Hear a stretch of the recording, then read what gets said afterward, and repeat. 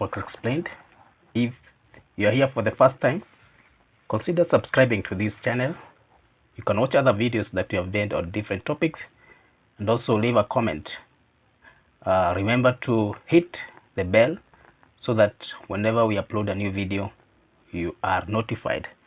In this video, we'll be talking about Tanzania launching Kwala dry port, and we are calling it a new era in regional trade and logistics. In July 2025, precisely 31st day of this month, Tanzania officially launched the Kwala dry port in Pwani region.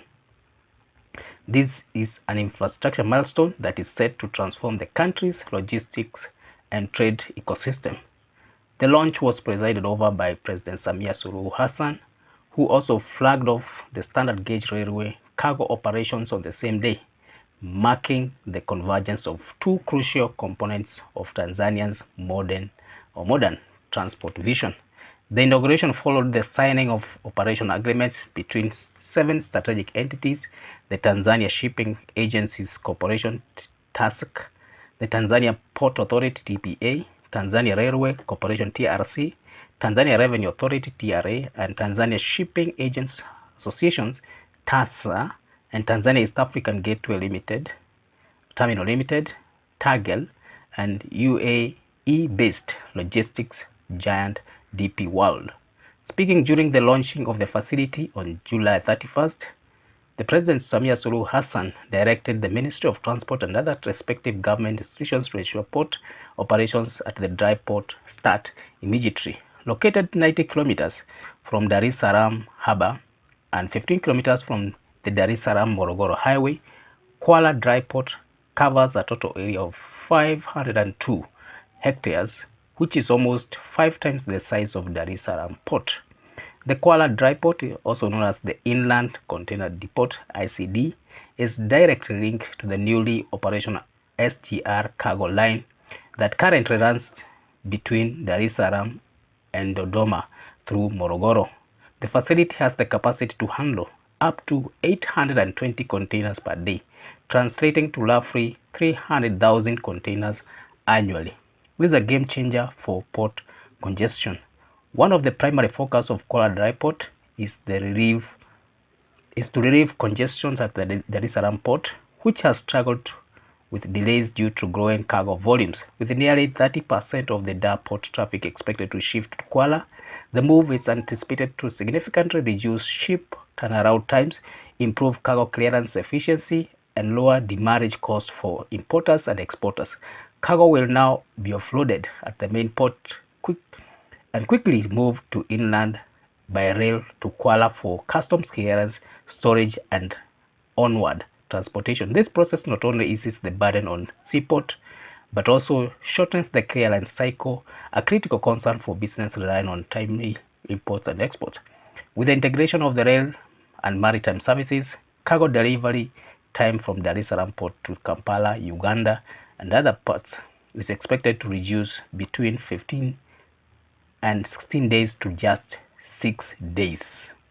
This has a strategic regional implication. The Kwala facility is not designed solely for domestic use.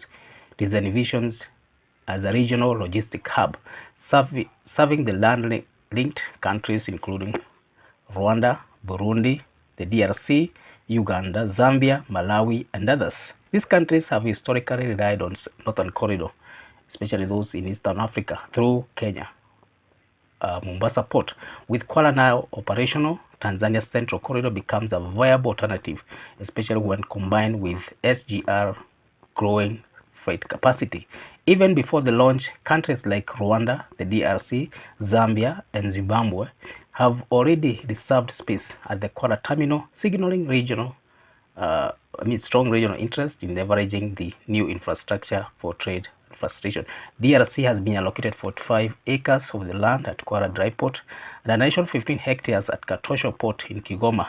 And in return, Tanzania has been allocated 60 hectares in Kasumbalesa and Kasambo Ndo in the DRC, and this is to set up dry ports. Apart from DRC, other linked Other landlocked countries such as Burundi, Malawi, Uganda, South Sudan, Rwanda, and Zimbabwe have each been allocated 10 to 20 hectares of land at Kwala dry port.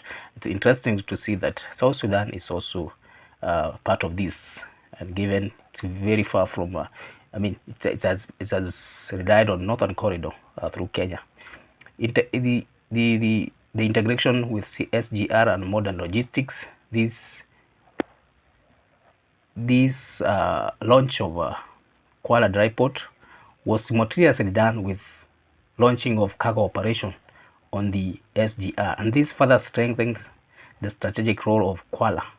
The modern electric railway system allows for faster, more efficient, and environmentally friendly transportation of goods from Dar es Salaam to other parts of the country. With the arrival of 160 new freight wagons as well as additional refurbished units, SGR is now better equipped to handle large cargo volumes reliably. A single cargo train carrying approximately 20 containers can replace up to 600 trips per month along the Dar-Kibaha highway. This shift of rail is expected to reduce traffic accidents, lower road maintenance costs, and cut carbon emissions, making it a win-win for economy, the country, as well as the environment. What are the economic and policy impacts of these development? Kwala dry port will create direct and indirect jobs in the customs service, warehousing, cargo handling, logistics, coordination, as well as security. It will also stimulate industrial activities in surrounding areas, encouraging investment in storage, packaging, as well as light manufacturing. From a policy perspective, the facility aligns with Tanzania's ambitions under the 33rd Five-Year Development Plan (FYDP3), which prioritizes infrastructure-led growth and regional integration. It also supports the African Continental Free Trade Area (AfCFTA) goals by reducing cross-border transport costs as well as improving the competitiveness of African export. So what is the sort of message that is being sent to the region through launching of this port? The presence of high-ranking officials from neighboring countries during the launch covered or conveyed a message of confidence as well as endorsement of Tanzania infrastructure trajectory.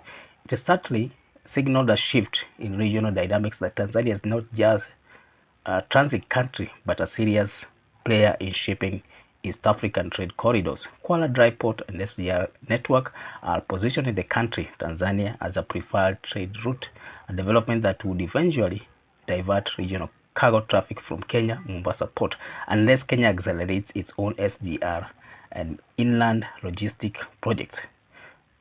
So what conclusion can we make out of this? The launch of the Kwala Dry Port is more than a ribbon cutting ceremony. It's a statement of intent. Tanzania is investing not only in infrastructure but in efficiency, competitiveness, as well as regional leadership. By synchronizing the rail and inland port development, the country has taken a significant step toward becoming the logistics heart of East Africa.